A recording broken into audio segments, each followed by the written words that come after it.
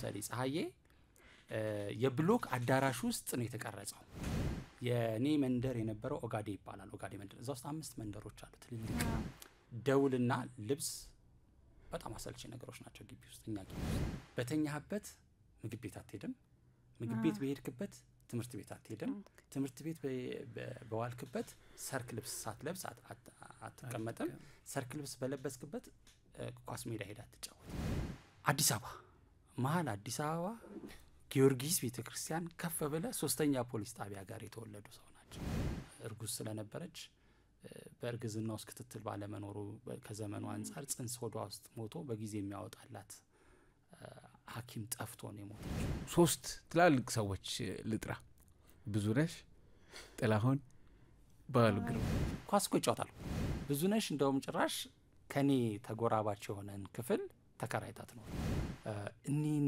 ይቅርታ የጠየቀቻቸው ሰው በኋላ ፕሬዝዳንቷ እንደሚሆኑ እሷ ማታውቅም እሳቸው ግን ዘፋኝ መሆኗን ያውቃል እሳቸውም ፕሬዝዳንት እንደሚሆኑ አያውቁም እንደ ደራሲ አይደለም እንደ ጋዜጠኛ ይታወቃል ባህሉ እንደ ሰዓቱ ተሰማ አይነት ዘፋኝ ኢትዮጵያ ይታጣቀም ነው የሚሉት አንዳንድ ሀገር እንደ ዛፍ የሚመሰሉ የነበሩ ሰው ትልልቅ ዋርካዎች ሲወድቁ ሀገር ጭር ትላለች አይነት ነገር ይላል ደውዬ እስቲ እንዲ ነግረውኛል ስለ ባለቤቱ የነበር ግን የተገናኛችሁት ምን ያረግልሃል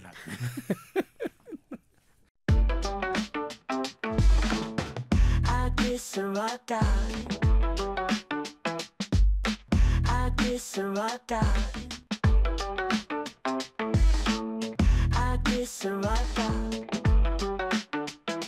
ፕሮግራማችን ነው ባለፈው ሳምንት ትልቅ እንግዳ ነበረን እንግዲህ የመንግስቱ ኃይለማርያም የስድስተኛው መሪ ትረካዎች በይታገሱ ጌትነት ጉዳያችን አልጨረስንም እንግዲህ እንደምታውቁት ይታገሱ የአምባ ልጅ ነው የማይጠገቡ የአምባ ትረካዎችን ሰምተን ነበር ለዛም ነበር ከአምባ መዝሙሮች ሁለቱን የሰማነው ማለት ነው ይቴ እንኳን ደህና መጣ ቆያችሁ ታቁታላችሁ ብለን ነው ይቴ ደራሲ ነው እንዲሁም ደግሞ በአዲስ አበባ ዩኒቨርሲቲ ሳይንስ አካዳሚ የባህል ማዕከል ነው በኢትዮጵያ ሳይንስ አካዳሚ የብላቴን ጌታ ሀረር ወልደ ስላሴ ስነ ጥበባት ማዕከል አሁን ከዚህ በፊት በሰማነው መዝሙሮች ውስጥ ባንዱ ተሳትፈታቃል ወይም ከዚህ ባሉት መዝሙሮች ውስጥ ባንዳቸው እንኳን መሳተፍ አይቀርም በቀረጻው ላይ አልሳተፍ ይሆናል እንጂ የተለያዩ በአምባ ውስጥ ብዙ ጊዜ ነው መዝሙሮቻን በዛ አጋጣሚ አይ አሁን ከምን ሰማቸው ልጆች ውስጥ ሶስት ድምጽ አለ አንዱ ውስጥ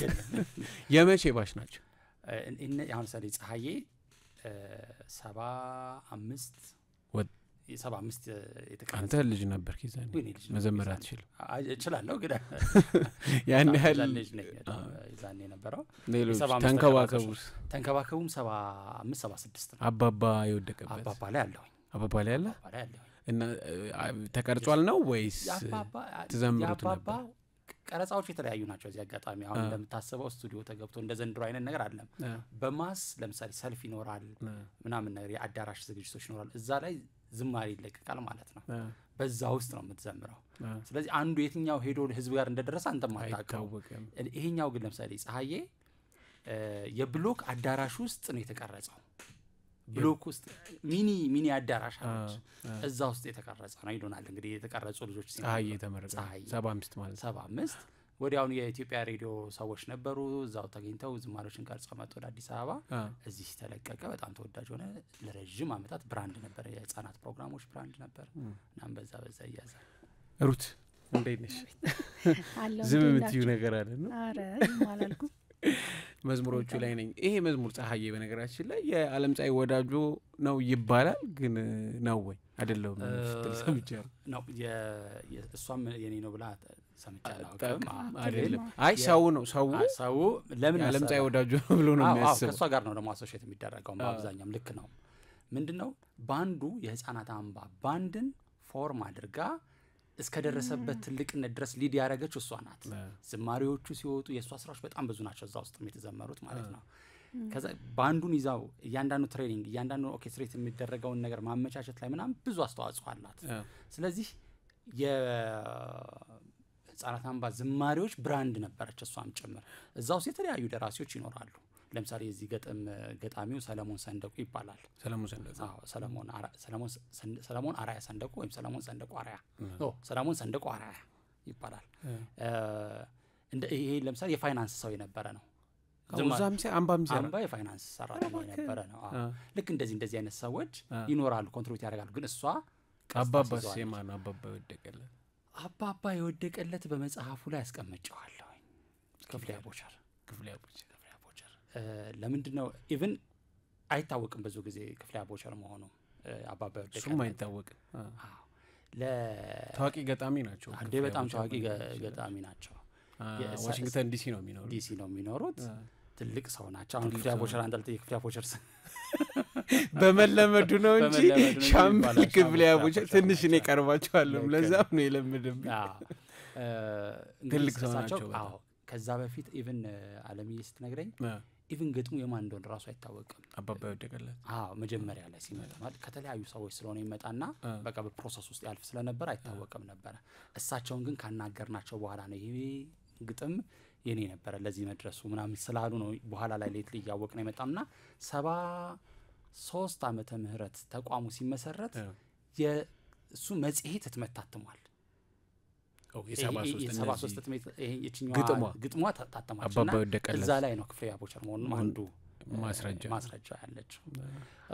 ጥላሁን ገሰሰም እንደዚሁ ከዘፈናቸው የመጀመሪያ ዘፋኖች አምባዎች ሲገቡ ልጆችን ተንከባከቡልኝ የሚል እንደ ተመሳሳይ የሆነ ዝማሬ አለ። ይሄ ተንከባከቡ የሚባለው ተንከባከቡ ሳይሆን እሱ ስለ ሀገር ይዘፍኑና የጥላሁን ዘፈኑን ራስቸው ነው ልጆችን ትቼ ሄድኩት ለሀገር ነው ለውዴቷና ነውና ትቻቸው ልጆችን የሄድኩት ለሀገር ነው የሚለው አምባ ሲመሰረት ይወጣ ዘፈን ጨምሮ ለሱ ነው ማስተዋሻነቱ ማለት ነው። መታሰቢያው ለዛ ነበር ለድሉ ለካራማራ ድልና ለወታደሮች ለነሱ ነበር መሰረቱ። ታዲያ ይሄ ግን እንትኑ ባንዱ ሲመሰረት ከተከፈተ ጀምሮ ነው ወይስ መሀል ላይ ነውና በፈቃደኝነት ነው ማንም ሰው የሚሳተፍበት ወይስ ታለንት ይመረጣል? ብዙ አለው። ፕሮሰሶቹ የተለያዩ ናቸው። ለምሳሌ 73 አንስቶ ስጋ ሜዳ ይባል የነበረው በኋላ ላይ ታጠቅ የጦር ሰፈር የተባለው ብዙ ሚሊሻዎች የሰለጠኑበት እንትን ነበር። እዛ የነበሩ ልጆች አምባ ሲቋቋም እንደ እርሾ ከዛ ወጣው ወደዛ ሄደዋል። እዛ ዝማሬ ይዘምሩ የነበሩ ልጆች በከበሮ በመናም ይዘምሩ የነበሩ ልጆች ተከትለው 73 ሲመሰረት ከዛ ያሉት ልጆች እዛ ውስጥም ተካተዋል፣ ወደ ዝማሬው መጥተዋል። አምባ ከተመጣ በኋላ ግን ትልቅ ኦርኬስትራ ነው የተቋቋመው። ሙሉ ባንድ ቪዲዮ ናይቸው ነበር። ሙሉ ባንድ ነው። ሳክስፎን ብትለው ብራሱ ለብቻው ነው፣ የምት መሳሪያው የስትሪንግና በደንብ ነው የተሰራውና ከዛ በኋላ እና ለምዬ እየመረጡ እንደ ችሎታው እንደ ክህሎቱ እንደ ዝንባሌው ወይ ደግሞ ማድረስ ይቻላል መሆን ይችላል በሚሉት ፎርም ያደረጉት መጡ። አንደኛው መንገድ እሱ ነው። ሁለተኛው ደግሞ ጉባኤዎች፣ ዝግጅቶች፣ የከተማ ውስጥ የሚደረጉ የተለያዩ ኢቨንቶች አሉ። የዛኔ እዚህ ይመጣል፣ አዲስ አበባ ይመጣል፣ ከዝዋይ ወደ አዲስ አበባ ይመጣል። እዛ ላይ በማስ ነው 100 ልጅ ነው በአንድ ጊዜ የሚዘምረው። ስለዚህ 100 ዘፋኝ አይደለም የሚፈልገው ዘማሪ ህብረ ዘማሪ ስለሚሆን ወይ በሺ ነው የሚመጣው። ስለዚህ ህብረ ዘማሪ ይሆናል ማለት ነው። እሱ ላይ ደግሞ ሲሆን የጋራውና በተለያየ መንገድ ነው የሚመረጠው። አንዳንዴ ቆንጆ መሆን ሊጠይቅ ይችላል። ዝማሬ ቪዲዮም አለው ቪዲዮም አለው ይኖራል፣ ይቀርጻል፣ ቴሌቪዥን ይቀርጻል። እንዴ 16 ሚሊ ሜትር እንትኖች ሁሉ አሉ የተቀረጹ የአምባሎችን ሲኒማ ዝማሬዎችን ሲጀምሩ እና አንዳንድ ቪዲዮዎች በከለር አይቻለሁ። ከለር ቴሌቪዥን ሲጀምር እርግጠኛ አልሆንኩም እንጂ አምባሎች ለመሆናቸው ራሳቸው የአምባሎች አሉ በደንብ አለ።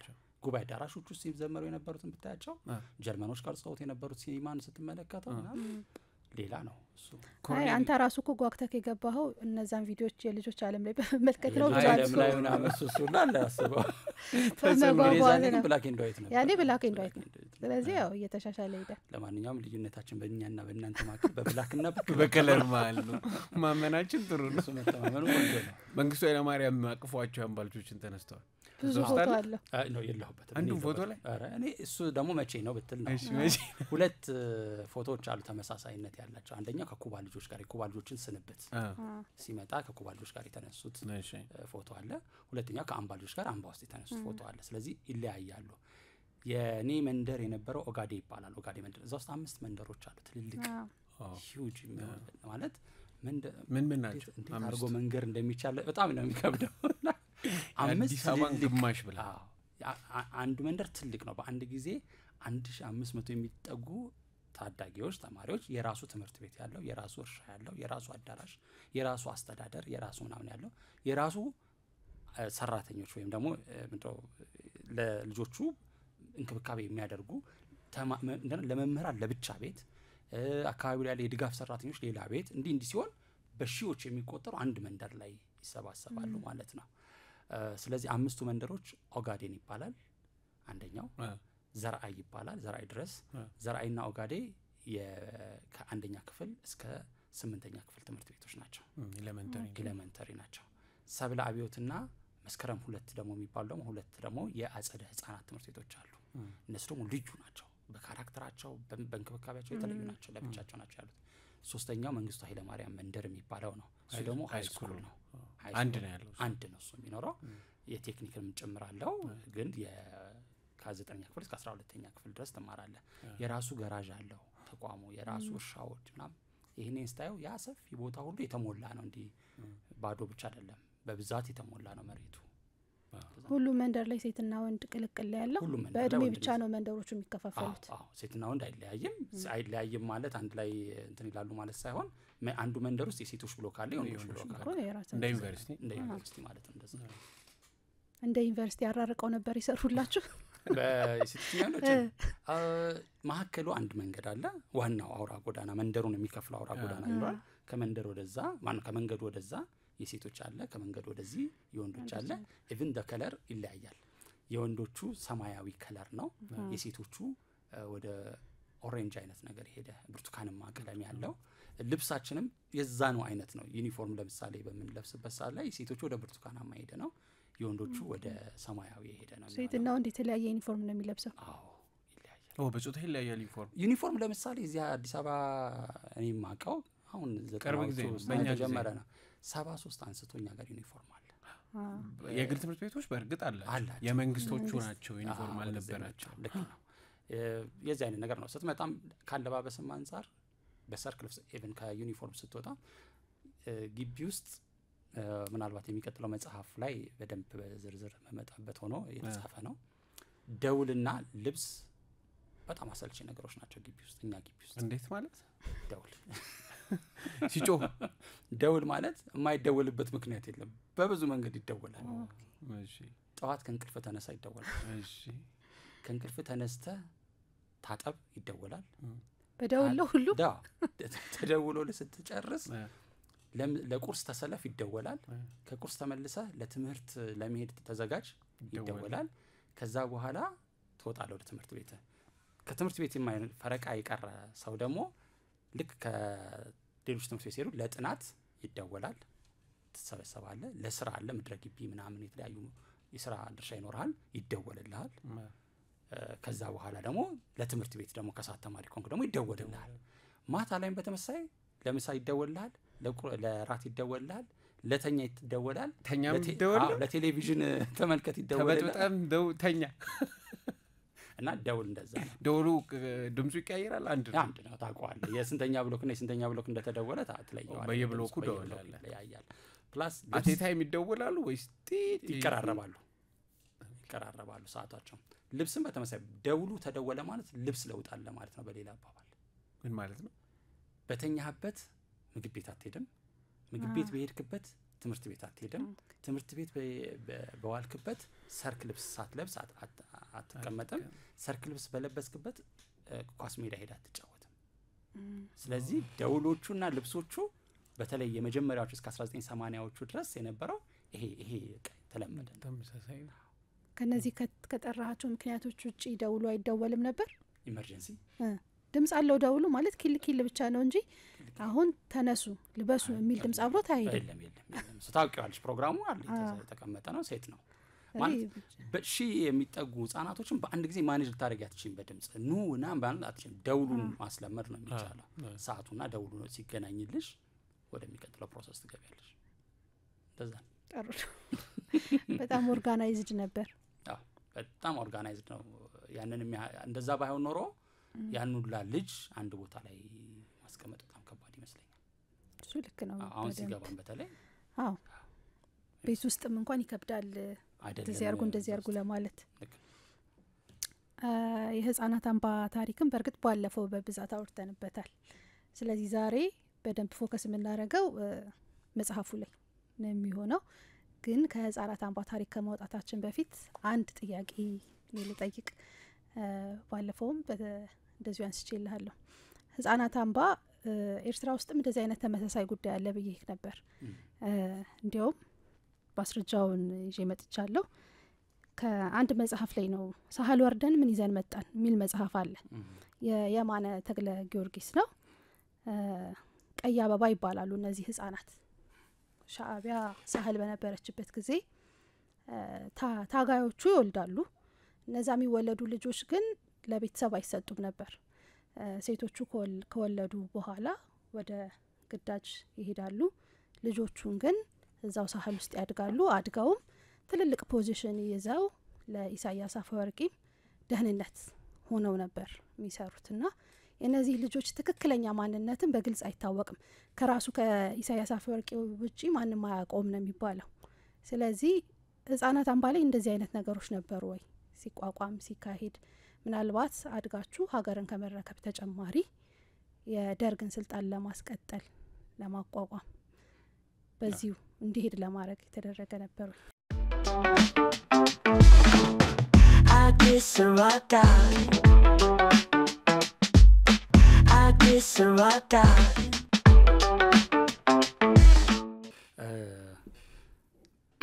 ባለፈው ለማንሳት ሞክረናል። ጠንከር ያለ ጥያቄም ነው። የብዙ ሰዎችም ሀሳብ ይሆናል ብዬ ገምታለሁ። ጥያቄ የኤርትራውን ያነሳሽውን ቀይ አበባ ነሽም ቀይ አበባ ይባላል። ቀይ አበባ የሚባል እንዲሰጡልኝ ፎርማል ምናምን ከመሆኑ ውጪ አረጋግጬ እውነቱን ለመናገር ስለዛ ጉዳይ የማውቀው ነገር የለኝም። ግን መነሻ የሚሆኑ ግን የሌሎች ሀገርን ኤክስፒሪየንስ ግን ማወቅ እንችላለን።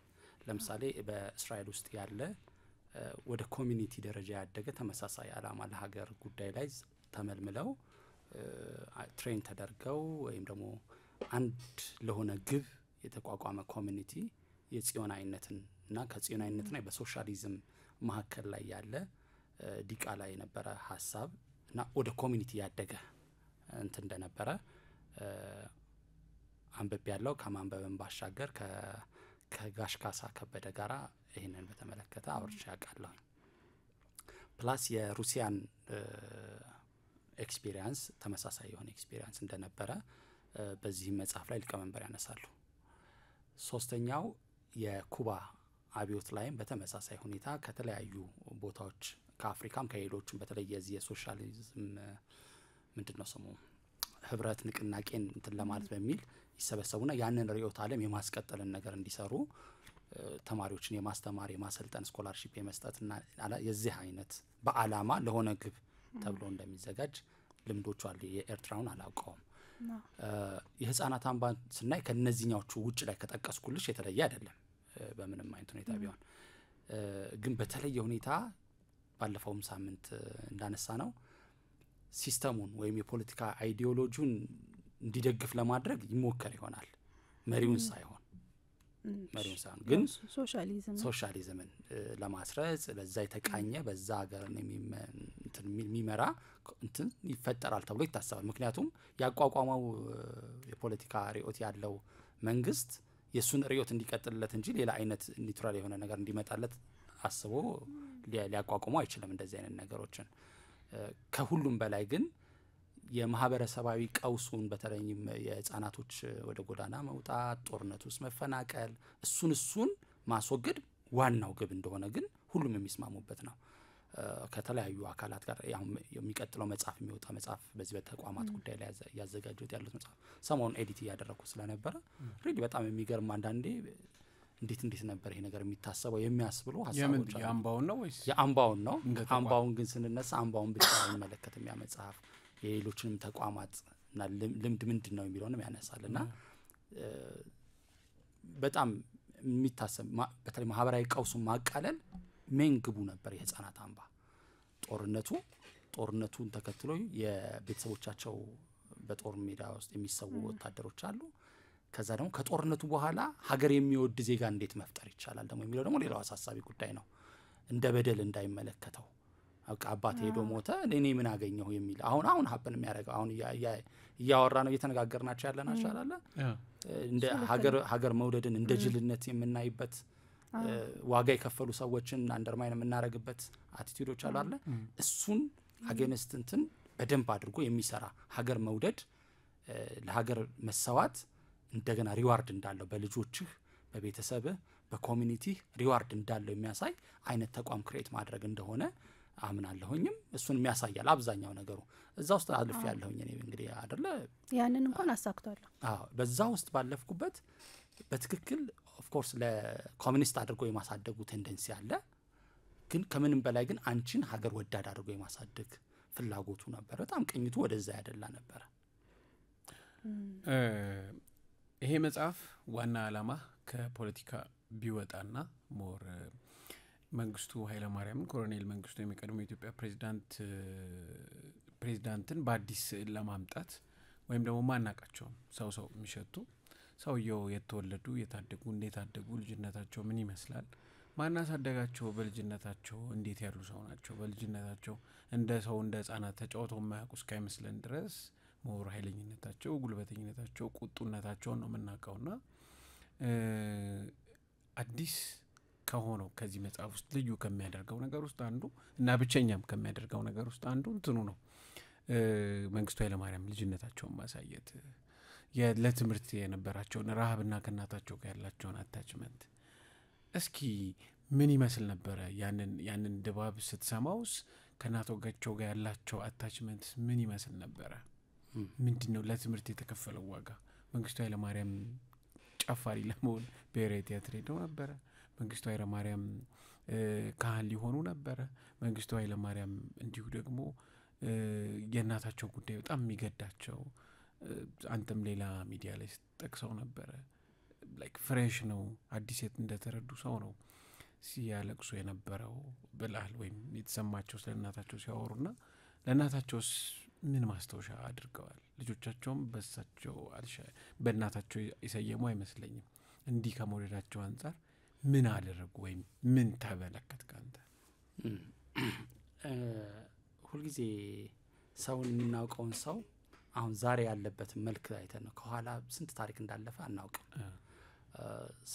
አንድ ሰው እናንሳ ዝም ብለህ በስም ባንጠራም አንድ ጄኔራል አስብ በጭንቅላት ውስጥ እንዴት ተሰርቶ እዚህ ድረስ እንደመጣ ወደ ውትድርና ከመጣበት በፊት የወጣ የወረደበትን ነገር አስበው አንድ መሪን አስበው መሪ ከሆነ በኋላ በሐሳብ የምትፋጨው ጉልበት የምትለካካው አይነት ፐርሰናሊቲ ነው የሚኖረው አይደል ግን ወደ ኋላ ሄደን ልጅነቱ ላይ ከነማን ጋር ነው ያደገው ከነማን ጋር ነው አፈር የፈጨው እንዴት ሆኖ ነው የተሰራው ምንድነው ይሄንን አሁን ያለበትን መልክ ሊሰጡት የቻሉት ነገሮች ምንድናቸው ወደ ኋላ ምናም ብለ ህፃኑን መሪህን ማሰብ ወይም ደግሞ ህፃኑ ጄኔራልህን ማሰብ ወይም ህፃኑ መምህርህን ማሰብ ሊሆን ይችላልና ይሄንን እንትን ነው ጉዞ ነው በዚህኛው መጽሐፍ የመጀመሪያ ክፍል ላይ የምናየው child is the father of man ይባላል of course እንደዛ ነው ልጅነት ነው ሰውን የሚሰራው ብዙ ጊዜ እንደዚህ በተለይ ስለነበላ ባለማቸው ወይም ደግሞ እንደዚህ ለስለላም ለሀገርም ለትላልቅ ነገር ኃላፊነት ሊሰጣቸው ሲል ልጅነታቸው ነው ትራውማቸውም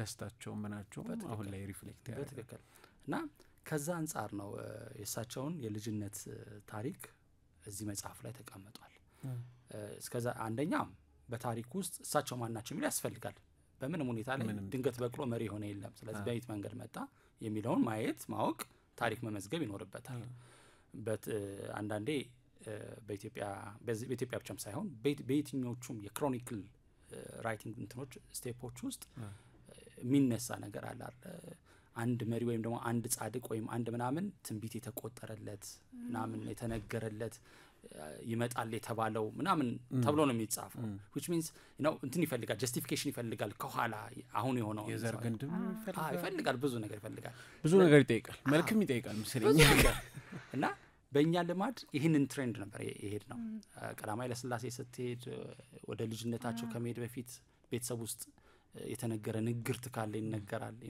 ሚኒሊክ ጋር ስትሄድ ተመሳሳይ ንግርት ቴዎድሮስ ጋር ስትሄድ ተመሳሳይ ንግርት የንግርት ማዕት አለው which means ያሁኑን ማንነታቸውን ጀስቲፋይ ለማድረግ ማለት ነው መንግስቱ ኃይለ ማርያም ጋር ስትመጣ የዚህ አይነት ትራዲሽን የለም። ግን ክሬት የሚደረጉ ደግሞ አዲስ ናሬቲቮች ደግሞ አሉ።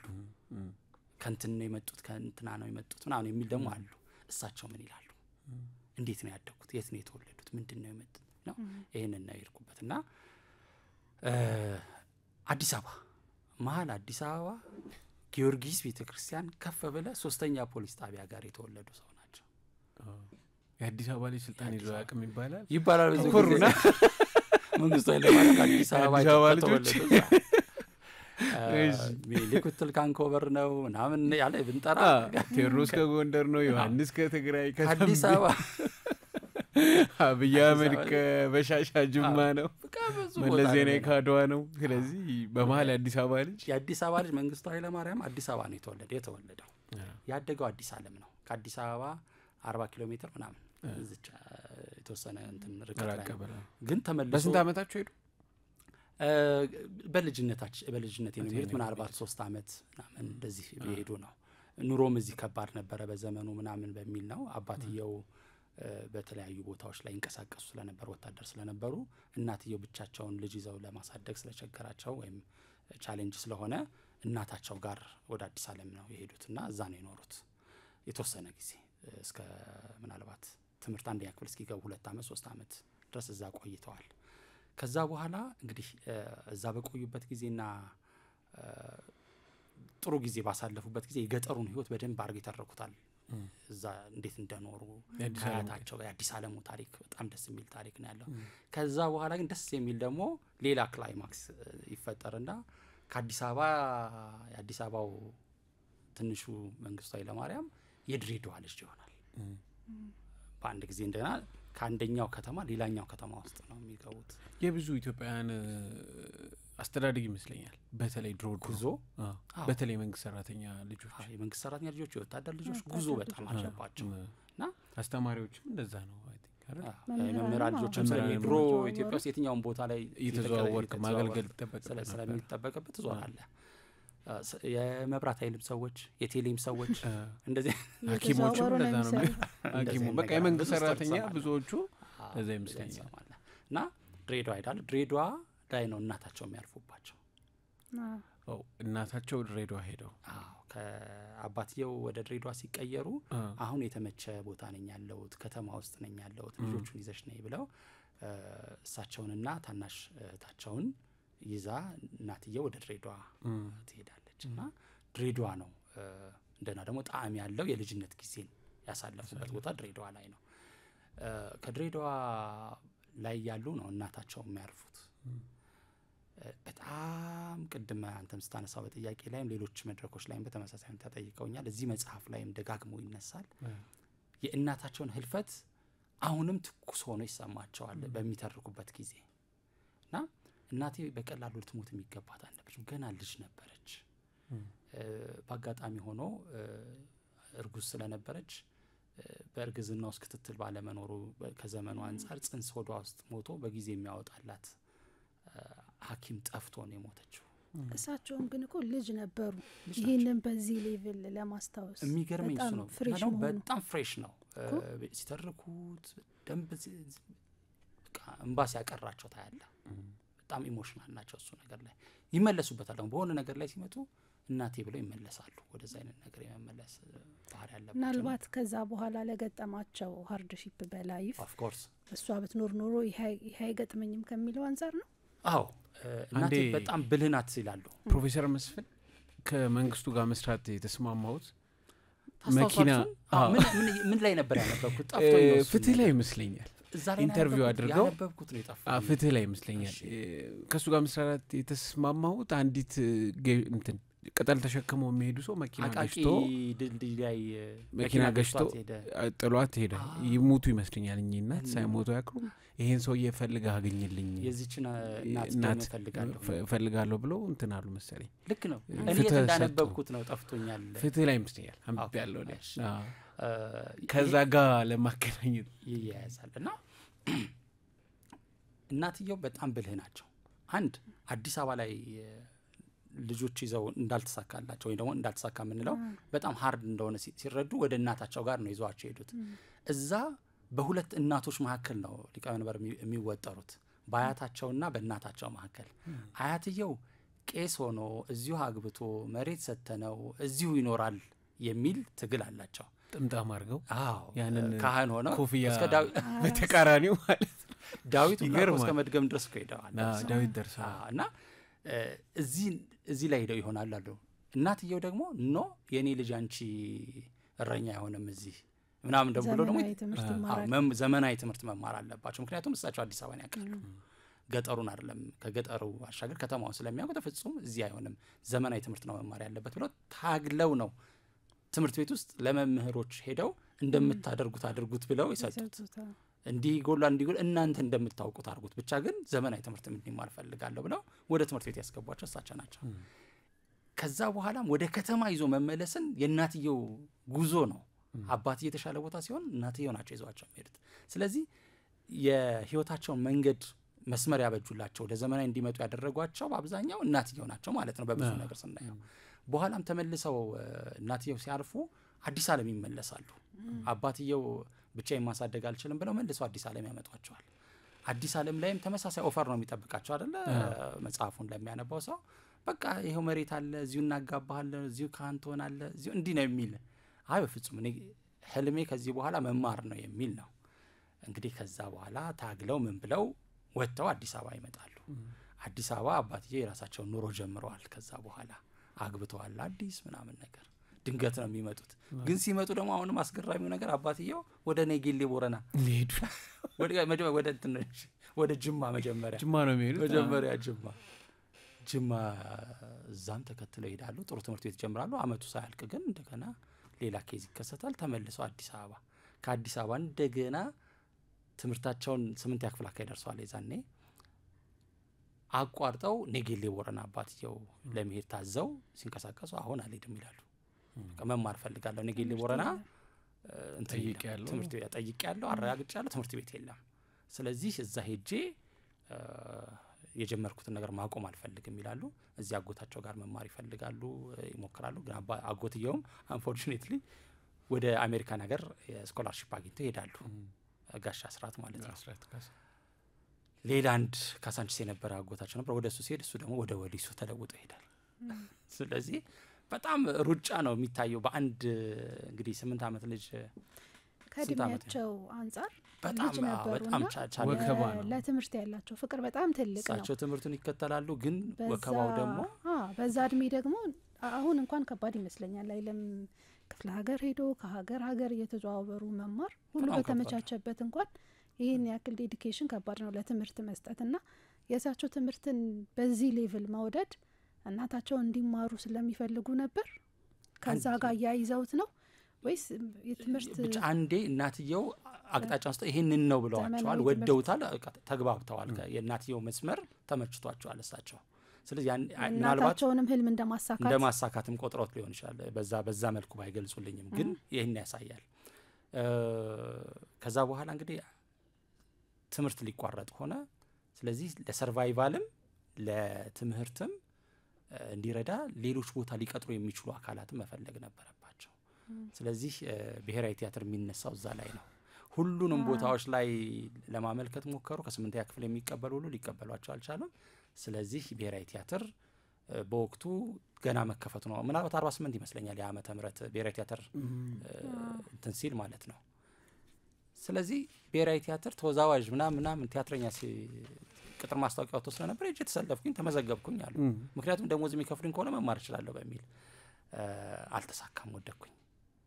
ከዛ በኋላ ነው የልጅ ወታደር እንዳለ አባቴ በሚሰራበት መስሪያ ቤቶች ውስጥ ያን ልምድ እንደነበረ ስለማቅ የልጅ ወታደርነት ወይም ቦይ ስካውት የሚባለው እዛ ውስጥ አርሚ ቦይ ስካውት ውስጥ ገብቼ በዛ ውስጥ መደበኛ ትምህርት ቤትንም ሌሎችንም ስልጠናዎችን መከታተል እድል ሰጠኝ ይላሉ።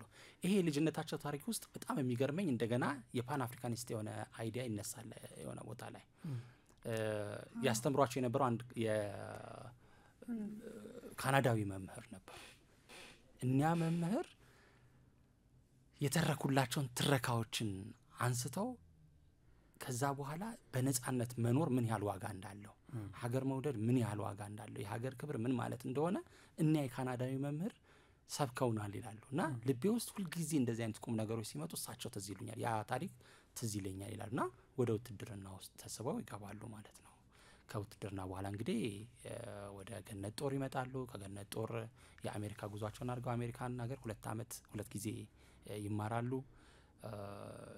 የመጀመሪያ ልጃቸው ስሟ ማን ነው ትምህርት ነውና ነው ከትምህርት ጋር የተያያዘው ነገር በጣም እንዲህ ከነ ቻሌንጁ ከነ ስሙ ነው ያለው እዛ ቤት ውስጥ ማለት ይቻላል መሰረተ ትምህርት ጀመሩት ናቸው በተለይ ሁሉም ሰው እኔ አያቴ እንግዲህ ትምህርት ማቀው በመንግስቱ እድሜ ለመንግስቱ እያለች ነው ቁጥርም የሚያውቁት ብዙ ሰዎች ብዙ ባያቶቻችን በቅድማያቶቻችን ደረጃ እንደዛ ነው ትምህርት ያወቁት ቅድማያት አይ ቤተሰቦች አያት ጋር ኮማንታ አያት ነው ቅድማያት አይደለም ለካ ግን በቅድማያትም ደረጃ እኔ ቅድማያት እያለች መንግስቱ ነበር በግድ ያስገባሉ እንግዲህ በርጅና ዘመናቸው ተምረዋል በግድ ያስገባቸው ነበር አይ ቲንክ እንደው ሳንቲም እየሰጡ አሰራ ነበር የቤት ስራ ምናምን ተለይ ነበር አያት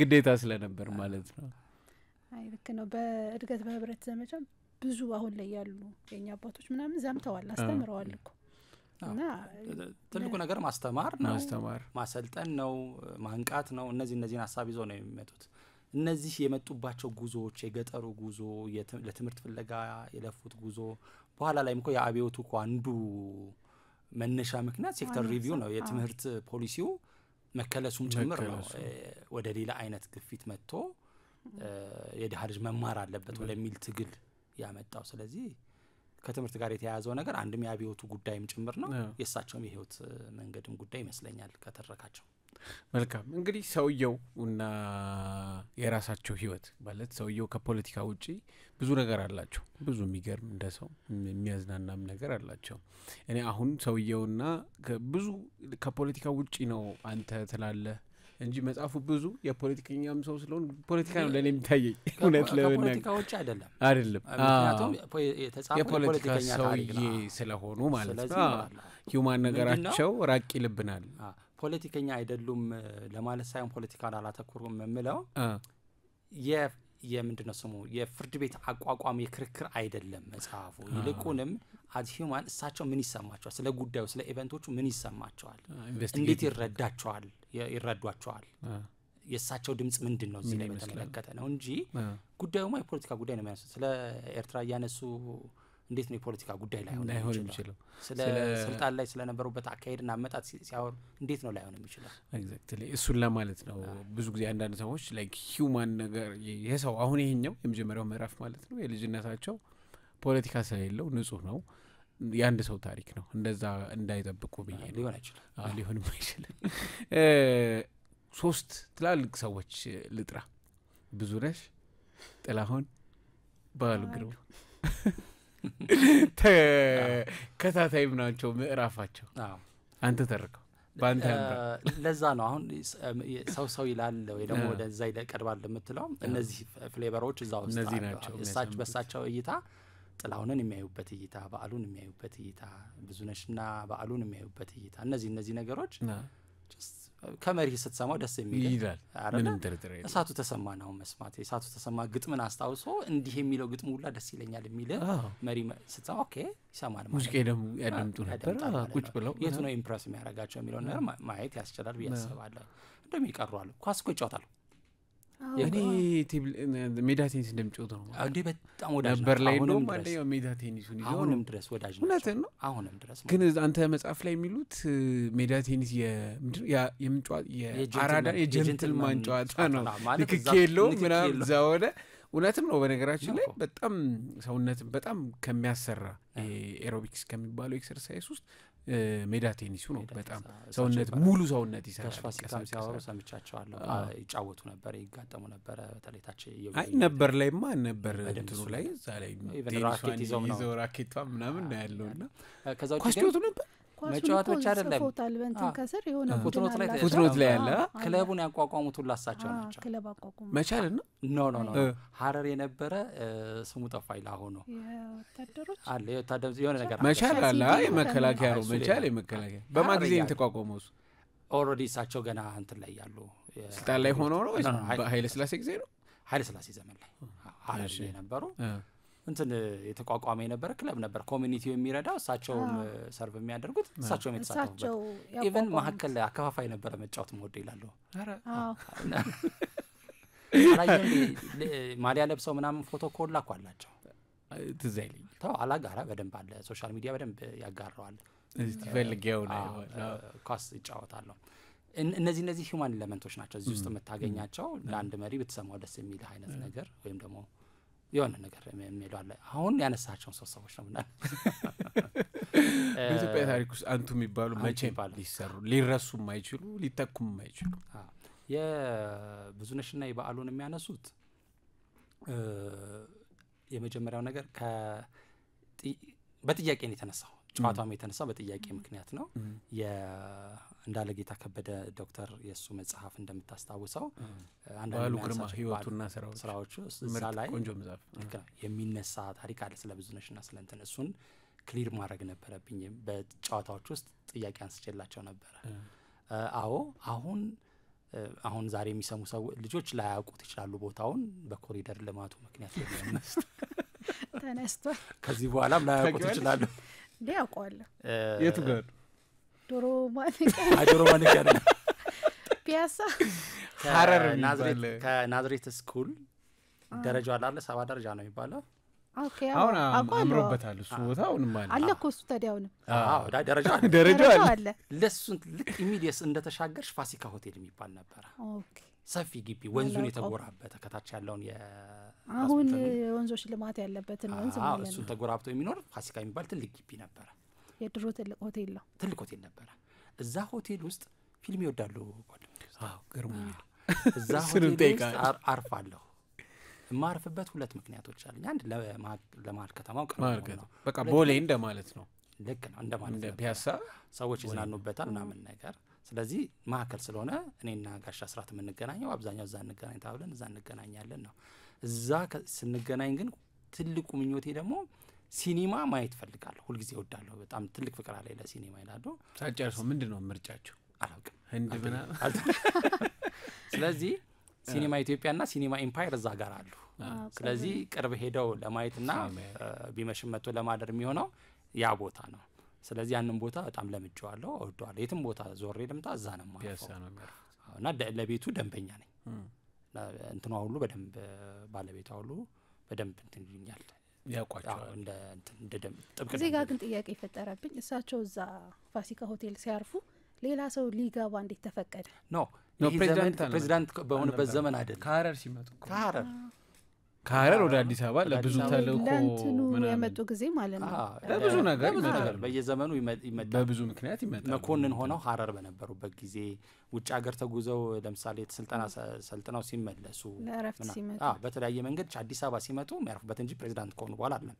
ኦፍ ኮርስ በፕሬዚዳንትነት ዘመን ሳይሆን የመጀመሪያው የአብዮቱ ዘመኖች ውስጥ የማረፍ ፕሮባቢሊቲ ይኖራቸዋል የስብሰባው በሚካሄድበት ዘመናት ደርጋን መሰረት ያለው ገና መስረታ ላይ ስለሆነ ያዙም የዛኔ ስልጣን ያዙማ የዛኔማው ሆቴል ሊሆኑ ይችላል ሊያርፉ ይችላል እንደዛ አይነት ድረስ ሊኖሩ ይችላል ወደ ዋናው ነጥብ እንምጣና እዛ ቦታ ላይ የተለመዱ ሰዎች አሉ የከተማው ኤሊቶች የሚሰባሰቡበት ነው ከሚሰባሰቡት መካከል አንዱ በዓሉና ብዙነሽ ናት ብዙነሽ እንደውም ጭራሽ ከኔ ተጎራባች የሆነን ክፍል ተከራይታ ትኖር ነበር አንድ ክፍል ነው አንድ ግርግዳ ነው አንድ ግርግዳ ለሁለት ይጠቀማሉ ልክ ነው እንደማለት ነው እና ገባለው እሷም በጣም የምትወደድ ናት ሁሉም ሰው ይወዳታል እዛ በነበረበት ጊዜ ዘፈኝልን ተጫዋችልን የሚላት ሰው ብዙ ነው ይላሉ እሳቸው የዚህ አይነት ነገር ቅርርቦች ይኖራሉ ያን ያህል ግን ኢንቲሜት ነን ማለት ግን አይደለም ይላሉ ብዙዎች ከፍቅር ግንኙነት ጋር ያገናኙት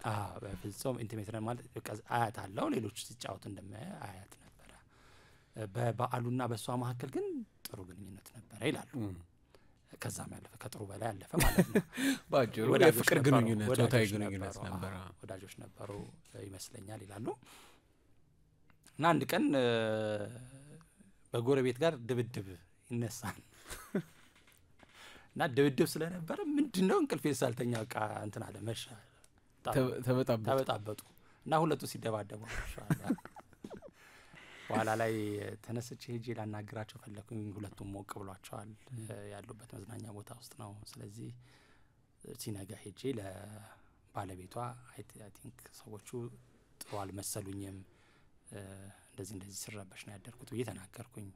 ከዛ በኋላ ይመስለኛል እሷን ጠርተው ተናገሯት።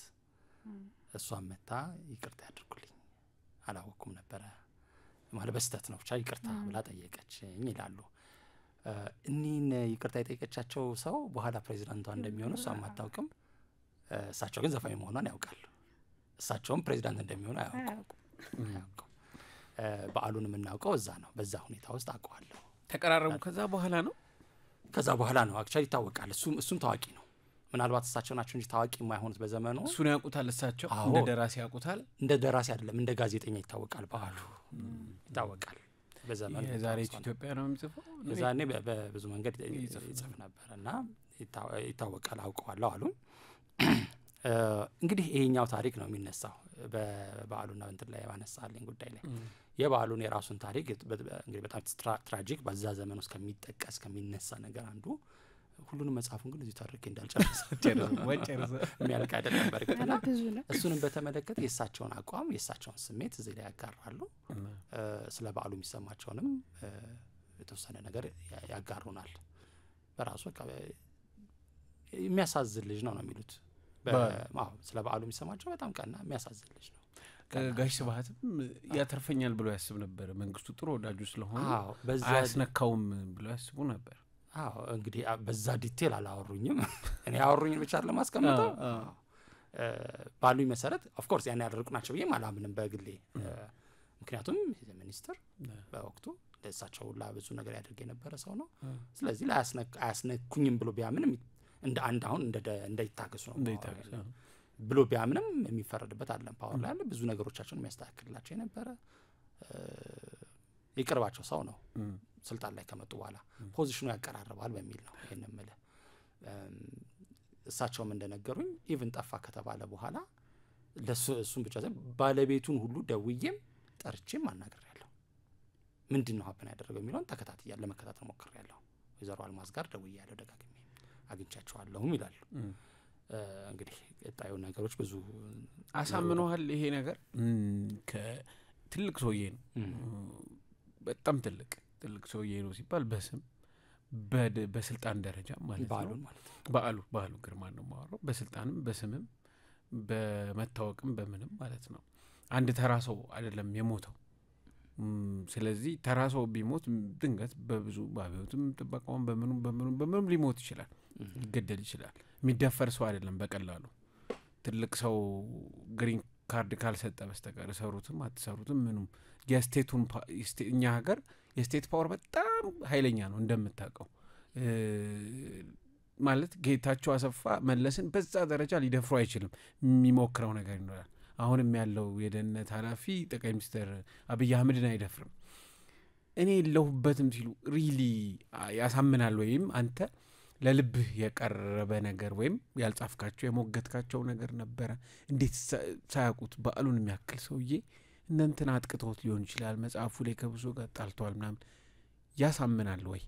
ለብዙዎች አንተም ያልጻፍክልን ግን የሞገትከው ጥያቄዎችን ስለማናቃቸው ዲቴል እንደዛ ልትል ትችላለህ ብዬ ወይም እስኪ ሞሜንቷን አሁን ለምሳሌ ይሄኛው በሁለተኛ ማጣራት ውስጥ ነው። እዚህ ውስጥ የምታገኘው ጥያቄ የመጀመሪያ ጥያቄ ሳይሆን ሁለተኛና ሶስተኛው ጥያቄ ነው። እዚህ ላይ ተጽፎ ደግመህ በስልክ ማለት ነው። በስልክ ጥያቄ የተካተቱት ውስጥ አንዱ ይሄ ነው።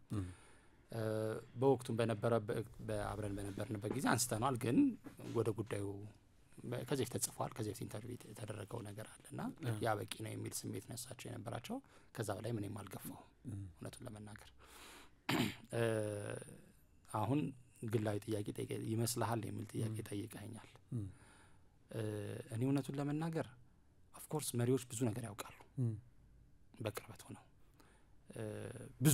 ብዙን ማለት ግን ሁሉንም ያውቃሉ ማለት ደግሞ አይደለም ያምናለሁ። ያ ማለት ምናልባት በበዓሉ ላይ እውቀት የላቸውም አላቸው የሚለውን ጀጅመንት ለመስጠት አይደለም፣ ግን ሩም ይፈልጋል ብዬ አስባለሁ እንደዚህ አይነት ነገሮች።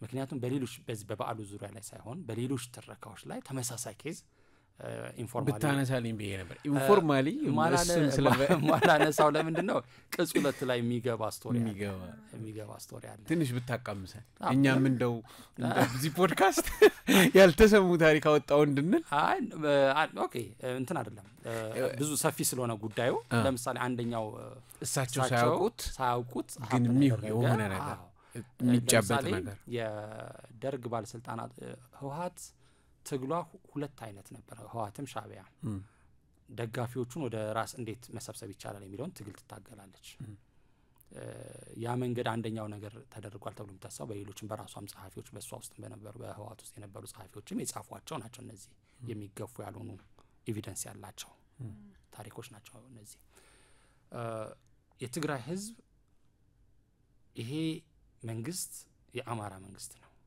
ሲባሉ ወይም ደግሞ ይሄ መንግስት የኛ መንግስት አይደለም ተብሎ ሲቀሰቀሱ ፕሮፓጋንዳ ሲቀሰቀሱ የትግራይ ህዝብ ግን ይለ የነበረው በወቅቱ እንዴ እከሌኛ ልጅ አይደለው ይዛለው እከሌኛ ልጅ አይደለው እከሌኛ ልጅ አይደለው ወይ እነከሌ በፖዚሽን ደረጃ ያሉ ሰዎች አይደሉም ወይ የሚል ጥያቄ ያነሳ ነበር ትግራዮችን የጠራ ትግራይ ተጋሮችን የጠራ እንደ ኮሎኔል ፍሳሃሉ ብዙ በጣም ብዙ ነገሰናም ነገሰ አስፋ ማለት አይደለም የአዲስ አበባ የኢሰፓ ፖለቲካ ቢሮ አባል የነበሩ እነሱ እየተከሱ እነዚህ ያሉ አይደለ ወይ ይሉ ነበር ስለዚህ እንደ አንድ ስትራቴጂ ተይዞ የነበረው ነገር ትግራዋይ ሆነው በደርግ ውስጥ የሚሰሩ ሰዎችን ማስመታትና ደርግ ይሄው ትግራዮቹንም ያጠቃ ነው የሚለውን ፕሮፓጋንዳ መስራት ነበር በዛ መሰረት ያንን ነገር ያቀናበሩ በዛ በመጽሐፉ ላይ በኋላ ሲወጣ እሳቸው የነገሩኝን ቃል ስለሚቀመጥ ቃል በቃል አስቀምጠዋለሁ እሺ የታዘዙ ሰዎች ስም ይዘው ገብተዋል ይሄ ይታወቃል በብዙ የፍሳ መጽሐፍ ላይ በደንብ ታገኙታላችሁ የፍሳ መጽሐፍ ላይ እሳቸው ሊመቱበት የተሞከረበት መንገድ ይነሳል የፍቅሬም ላይ መጽሐፍ ላይ የተወሰነ እነዚህ ነገሮች ትግራዮቹ የሆኑትን በመምታት ደርግ መታቸው አስብሎ የትግራይ ህዝብን ማስነሳት ይፈልግ ነበርና እዚህ አዲስ አበባ የነበረው የአዲስ አበባ የኢሰፓ ስም እንዳላሳሰት እንትን ቢል ቀደም ጠርቼ ነበር ግን ታደሰ ምናምን የሚባል ሰው እነሱ ለምሳሌ የዛኔ ከተመቱት ሰዎች ውስጥ ናቸው አንድ ዶክተር ማን ነው የሚባለው ሰው እንዲህ ከተመቱት ሰዎች መካከል ነው በዚህ ችኮላ ውስጥ ተጋሩ ሆነው ደርግ አልመታቸውም ደርግ ለወያኔ ይሰራሉ የሚል መልእክት ለደርግ እንዲደርሰው ተደርጎ ደህንነቱ ይዞ በራሱ እርምጃ ወሰደባቸው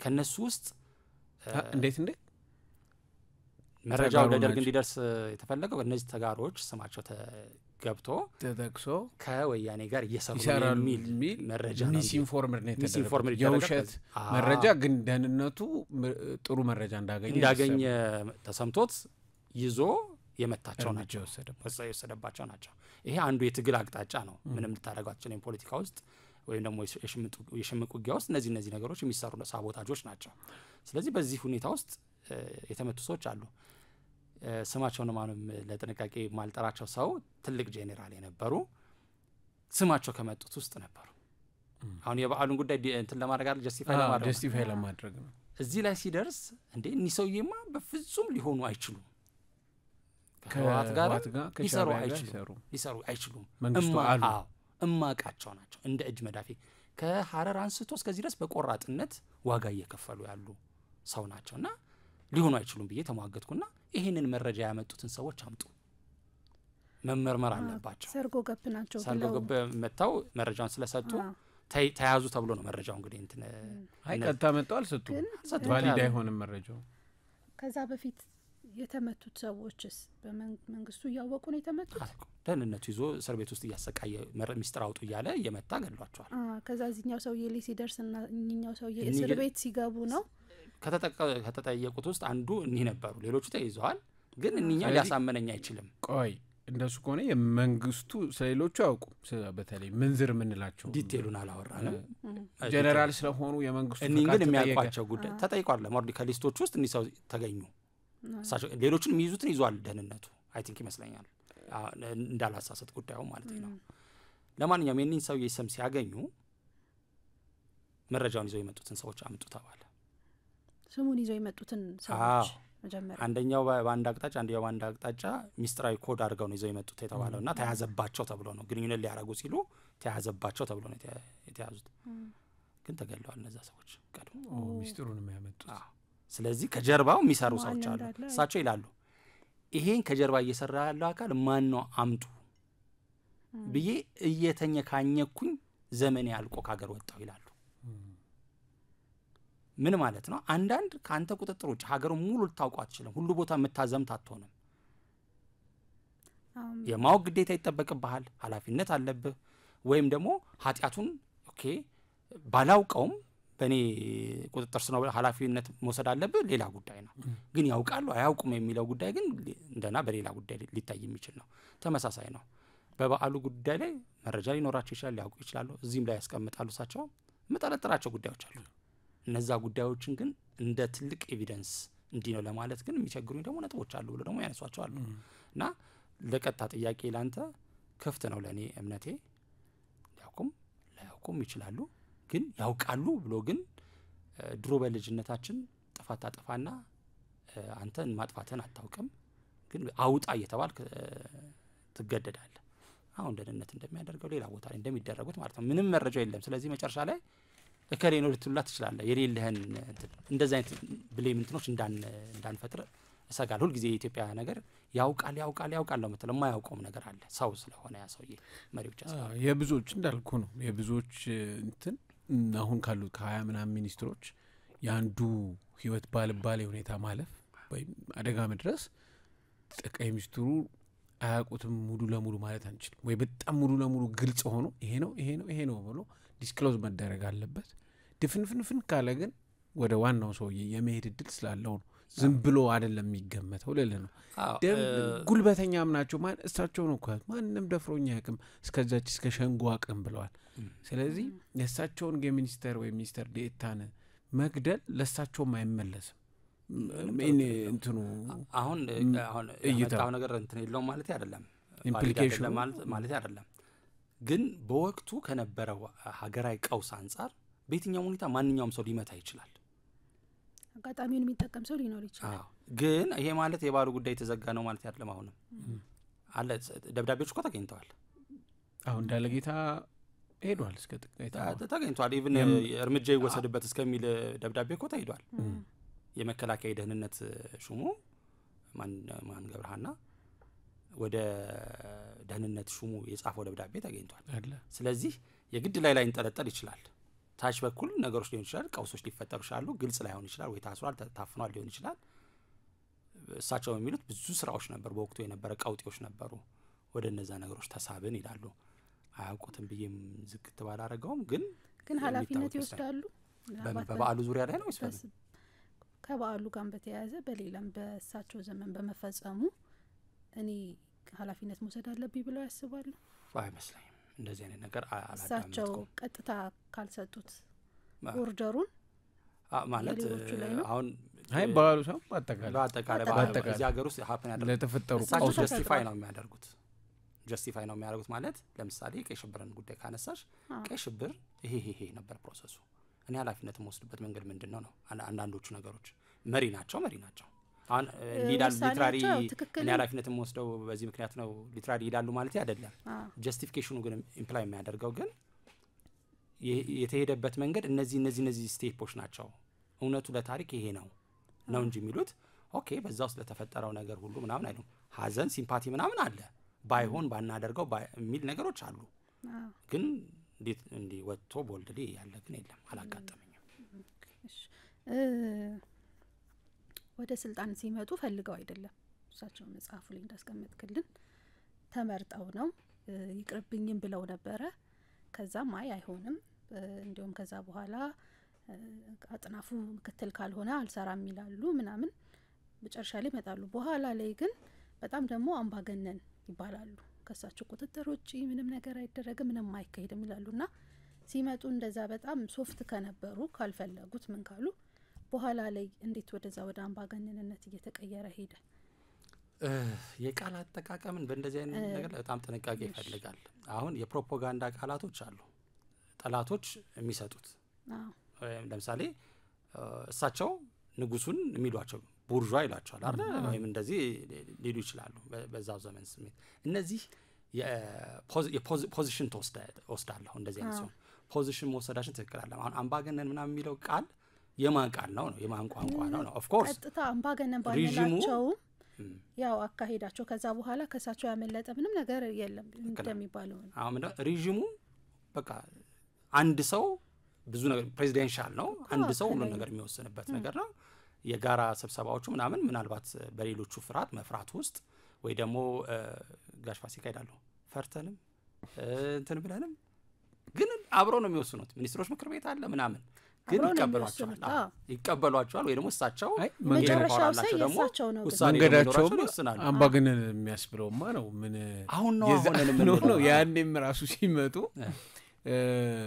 ገለል አድርገዋቸው ነበር አይደለ እነ ተፈሪ በንቲ እና ለማየሁ ኦርሞስ ኢሃፓ ያንን መዋቅራቸውን ተጠቅሞ እነ አጥናፉን ጨምሮ ተቆጣጥረው እሳቸውን ገለል አድርገው ወደ ሶስተኛነት ወደ አራተኛነት ደረጃ ገፍቷቸው ነበር ይሄ መጨረሻው የተገደሉበት እና ተፈሪ በንቲ እና ለማየሁ ምናምን የተገደሉበት ማለት ነው ይሄ ለምባገነን ምን ትንሹ ሲጀመር የመጡበት መንገድ ማሳያ አይሆንም ምን ለማለት ነው አሁን ፖለቲካል ጌም አልነበረም ለምሳሌ ነው ለማስተካከል እኔ ኔሚንግ ካለው ትሩዝን መመርመር አይቻልም አምባገነን የሚለውን ስም እናንሳላቸውና አሁን ዲፌንድ እያደረኩ አይደለም ግን ኔም ካደረግን ኦሬዲ ዛው ላይ ነው ስለምናው ተመሳሳይ ነው ሁሉም ሰው የሚለው ነገር ስለሆነ ነው እንጂ አሁን ሁኔታዎቹ መርምሮ ጉዳዩ ይሄ ነው ያ ነው ማለት ይቻላል ለኔ እንደምረዳው ግን ተመርጠው ነው የመጡት ከንተን እሱንም የማይቀበሉ ሰዎች አሉ በዚህ አጋጣሚ በፍጹም ስለሚጠሏቸው ነው ይላኳቸው እዚህ ሳት ይብላቸው ብለው ነው ይላኳቸው የሚሉም አሉኮ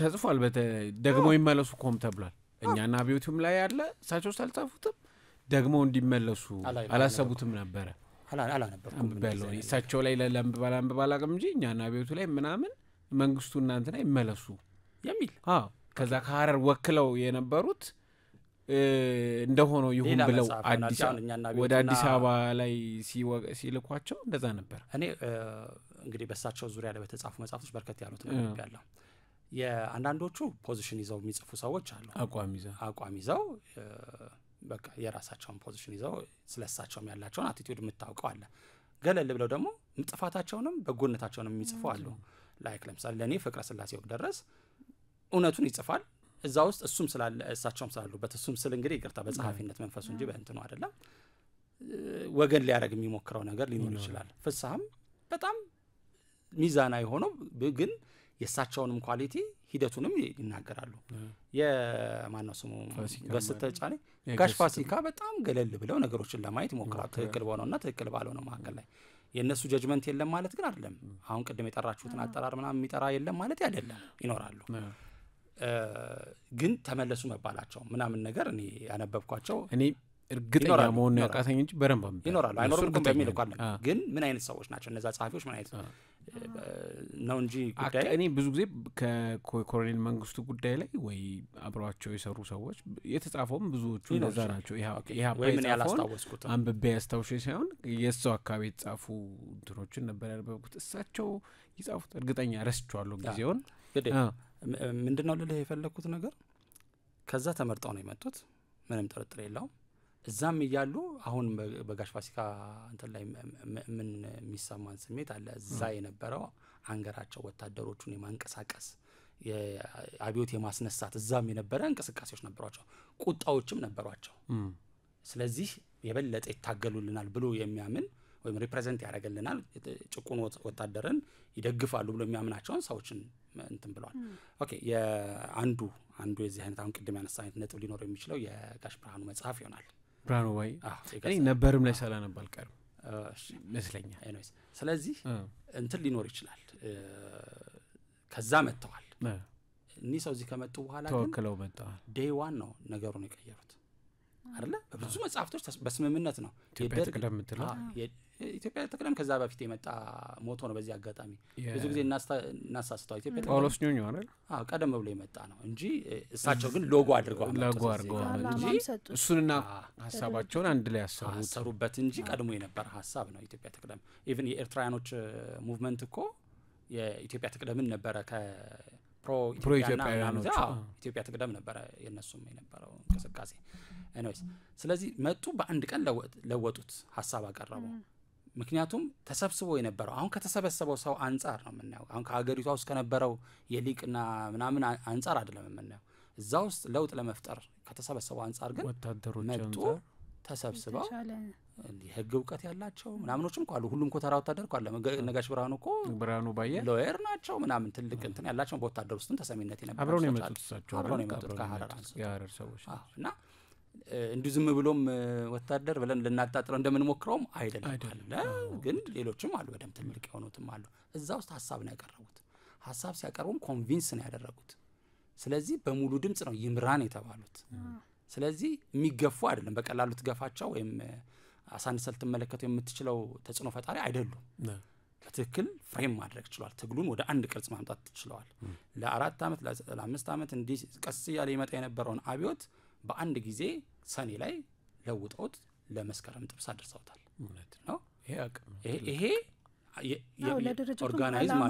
ኦርጋናይዝ ማድረግ መቻል ይመስለኛል እንግዲህ አሁን እንደ ልጅ ዘግይቶ እንዳነበበ ሰው በውስጥ የነበሩ ሰዎች ምናምን ሌላቸውን ነገር ሊያወሩ ይችላሉ ግን የተጻፉ ነገሮች የሚያሳዩኝ እሱን ነው እነዚህ መጽሐፎችም ያለ ልዩነት ይሄን ይናገራሉ ብዙዎች ይሄን ጠላትም ወዳጅ ይሄንን ከለወጠ በኋላ ግን ምንም ጥርጥር የለውም ሶስት ባለፈው ሳምንት ማስታወስ ሶስት ኃይሎች እኩል ፌስ ያደርጋሉ ለእሳቸው አንድ ስልጣን የሚነጠቀውና የተነጠቀው ቀድሞ የነበረው ስርዓት ላይ የነበረው አካል ሁለት ለረጅም ጊዜ ሲታገል የነበረው የተማሪው እና የምሁሩ ኃይል ሶስት እሳቸው ለመታገል ኦሬዲ ለይቶለት ወጥቶ የተኮሰ ያለ ኃይል ሶስት አቋም ይዞ ነው ስለሳቸው እንትኖችን የሚያመጣው እነዚህ አሁን ቀደም ኔሚንጎቹ ከዚህም ዲቨሎፕ የሚደረጉ መሆናቸው ስላልፈለገው መጠንቀቅ ይፈልጉት እንጂ ካራክተሩን አይቶ በኋላ ላይ ጀስቲፋይ የማድረግ የሌሎች ባለሙያዎች ወይም እያንዳንዳችን በየቤታችን የምንወስደው ነገር ሊሆን ይችላል ልክ ግን እንደዚህ አይነት ፕላትፎርም ላይ ስቀመጥ ግን ኔሚንጎቹን ትንሽ ማለት ማራክ ተቀብያለሁ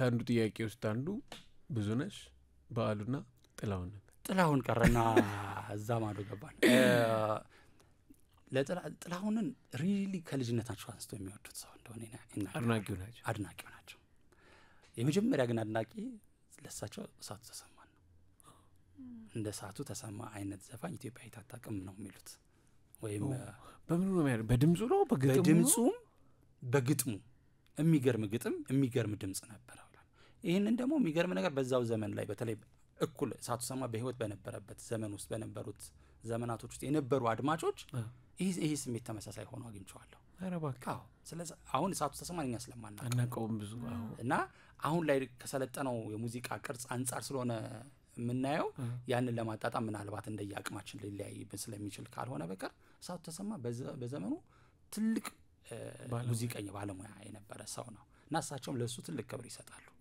ቀጥሎ ጥላሁንን ገና የ16 አመት ልጅ ሆኖ በሬዲዮ ሲሰማ ነው ማቀው አደባባይ ላይ ሬዲዮ ተለቆ አደባባይ ላይ ተሰብስበን በመንሰማበት ጊዜ ነው ማቀው ስካውት ይያሉ ማለት ነው ይወጣልና እንዲህ እኮ አይነት ልጅ ነው እንዲህ ነው ሲባል ነው የኖረውና ወደ አደባባይ የወጣ ጊዜ ሁላ ቀኑ ትዝ ይለኛል ነው የሚሉት በቃ ምን አይነት ልጅ እንደሆነ ትንሽ ልጅ የነበረ ሁሉም ሰው የሚወደው የነበረ እንደዚህ አይነት ሰው ነው የሚሉት እንግዲህ ከልጅነት አንስቶ የሚያውቁት ልጅ ሰው በዘመኑ ውስጥ ሄዶ ምን ብሎ የጉዳት የደረሰበት ጊዜ ስደት እሳቸው በስደት እሱ በጉዳት የተገናኙበትን ዘመን ያነሳሉ በአባልነትም የነበረበትን ጊዜንም ያነሳሉ የሚገርም ነገር የህዝብ ሸንጎ አይ ቲንክ በዘመኑ እስከምረዳው ድረስ ከየቦታው በምርጫ ነው የምትመጣው ማህበረሰብ ወክሎኛል ይላል ወይም ደግሞ መስሪያ ቤት ወክሎኛል ተባለ ወደ 5000 ነው ኮሜምበሩ የህዝብ ሸንጎ በጣም ብዙ ነው በምርጫ በውከላ 5000 መሆኑን ቁጥር ያላሳስተው ኦልሞስት እንደዛ ነው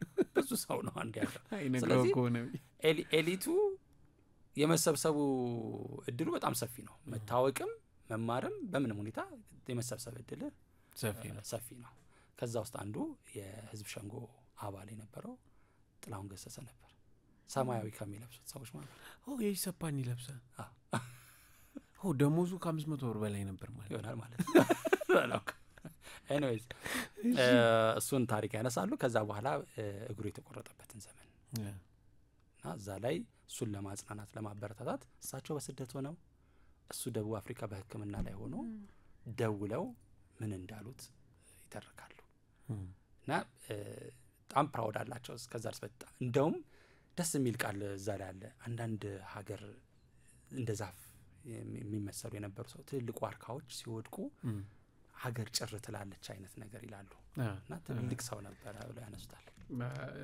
ተርከው እኔ ወይ አነባዋለሁ ከዚህ እንግዲህ አንተ አንብበው ከዛ ምን አሉት አሁን ቃል በቃል እንግዲህ እያንዳንዱን እየተረክ ነው ከሄድን ቆንጆ ነገር ስለሆነ ነው ብዙ እንትን የማይሉት ኪነ ጥበብና አብዮት አይደል ኪነ ጥበብና አብዮት የሚለው ገራገሮቹ እሺ ምንድነው የሚለው በአንድ ወቅት መነሻው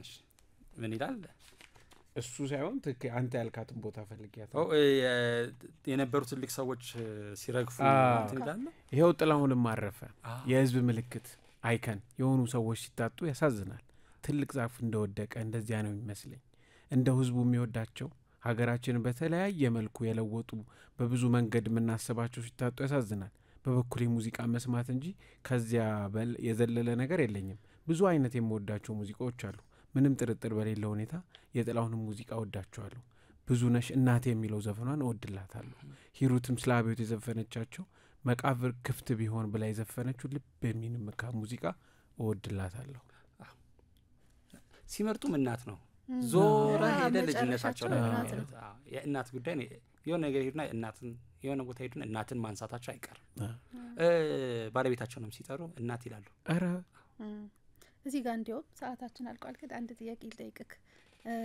ሀረር ከባለቤታቸው ወይዘሮ ቦባንቺ ጋር እንደተጋቡ ይናገራሉ ትውውቃቸውን ግን አልጻፍክልንም አልነገሩህም አሪፍ ጥያቄ ተጋባንና ወለድን ነው አዎ በሁለተኛው የማጣሪያ እዚህ ላይ ስቶሪዎች ለመካተት አለባቸው እየከተለባቸውና እሳቸውንም እኔንም በጣም ካሳቀን ጉዳዮች አሁን እኔ ነኝ አላማዬን ማቀው ሂዩማን ኤሌመንት እንዳለው ማቀው መጽሐፉን እኔ ነኝ እሳቸው አይደለም የሚያውቁት እሳቸው አሁንም የኢትዮጵያን ምንድነው የመሩ መሪ የነበሩ የታሪክ ሰው መሆናቸው ነው ሊረዱ የሚችሉት እውነት ስለዚህ ደውዬ እስቲ እንዲ ነግረውኛል ስለ ባለቤቱ የነበር ግን የተገናኛችሁት ምን ያረግልሃል አይ እንደዚህ የመጽሐፉ እንትን የዚህ አይነት ስሜት አለው አራታው ለፈው ይታገሱ ለፈው አለገሩ የምረን እኮ እየጠበቅኩ ነበር ጓጉቼ ለፈው በቃ ለፈው ምን ያረግለታል ለህዝቡስ ምን አሉና አሳነቱ ጥያቄ አጓጉ ነበር እና ቆጠሮ ነበር ጠይቄ ነበር እንደዚህ አሁን ያልተመለሱ አሁን ጠይቄ ማነሳቸው እዚህ ስኩለት ሆነው ሊታዩኝ የሚችሉ በኖሩ ያልኳቸው የጠየቅኳቸው እሳቸው ግን አይ ይሄ ምን ያረጋል በሌሎች መጽሐፎች ላይ ተጽፏልም አንዳንድ ደግሞ ግድ የለም እኔ መጽሐፍ ላይ ይገኛል የልጅ ልጅ አላቸው በደንብ ምን ያህል 5 ይመስለኛል የልጅ ልጅስ አይ የላቸው አይኖራቸው እንጃ እስካሁን አላውቅም ምናልባት 80 ምናምን ደርሷል አሁን 83 84 ነው እንግዲህ አሁን የሚቀጥለው ወራቶች እንደዚህ ይገባል ይመስለኛል የመንግስቱ ኃይለማርያም ስደተኛው መሪ ትረካዎች በሁለት ሳምንት ይሄን እድል ሰጠህን ይታገሱ ሁለት ሳምንት ሙሉ ይሄን ቆንጆ በጣም ጣፋጭ እና ያላለቃውን አይ ደግሜ አልጠይቅም ይሄንን የመሰለ ቃለም ጠይቅ ስላደረግን በአድማጮቻችንና በአዲስ አራዳ ስም ምስጋናችንን እናቀርባለን እናመሰግናለን በጣም ዛሬም ባያልቁም ደግመን ጠይቀን ግን ሌላ ጊዜ ለብቻችን ሰፋ አድርገን ስለሰጣችሁኝ በጣም ደስ ብሎኛል አውርተናል ሌላም ጊዜ ሲኖር ደግሞ ተመሳሳይ ነገሮች እንግዲህ እንደ ኤዲሽን ነው የምታወጣው ኤዲሽን ማለት እንግዲህ ሁለተኛ እትም ማለት አይደለም የተጨመረ ከፍ ያለ ሐሳብ እየተጨመረበት ነውና ብዙዎች በየጊዜው ያነበው ቤታቸው የሚያስቀምጡት ነው ቢያነቡት በጣም ይመከር ደስ የሚል እውነት ለመናገር ቋንቋው ምኑ ፍሰቱ በጣም ውብ ነው ከዛም በተረፈ ደግሞ ለታሪክም ግብአት የሚሆን ነውና ይሄን መጽሐፍ ስለሰጠህን በአድማጮቻችንና አሁን በአዲስ አራዳ ስም ምስጋናችንን እናቀርባለን በጣም አመሰግናለሁ መጽሐፉን እንግዲህ አሁን ገበያ ላይ ያለ ማለት ይችላሉ ከዛ ውጭ ግን በተለየ ሁኔታ ዓለም ላይ ያሉ ሰዎች በአማዞን ላይ ያገኙታል በቅርቡ በኦዲዮ ደግሞ እንደዚሁ ተተርኮ ይቀርባል ብለን እናስባለን ኔክስት ኤዲሽኑን እግዚአብሔር ቢረዳን የሚቀጥለው መስከረምና ከመስከረም በኋላ እናቀርባለን ብለን መስከረም 2 ይወጣል ብለን እናስባለን ያው ቤቱ 51ኛ ዓመቱ የሚከበርበት አድማጮቻችን እኔ ቃል ኪዳን ኃይሉና ሩት ሽመልስ ይታገሱ ጌትነትን ይዘን ገብተን ይሄን የመሰለ ፕሮግራም አዘጋጅተንላችኋል መልካም ጊዜ ይሁንላችሁ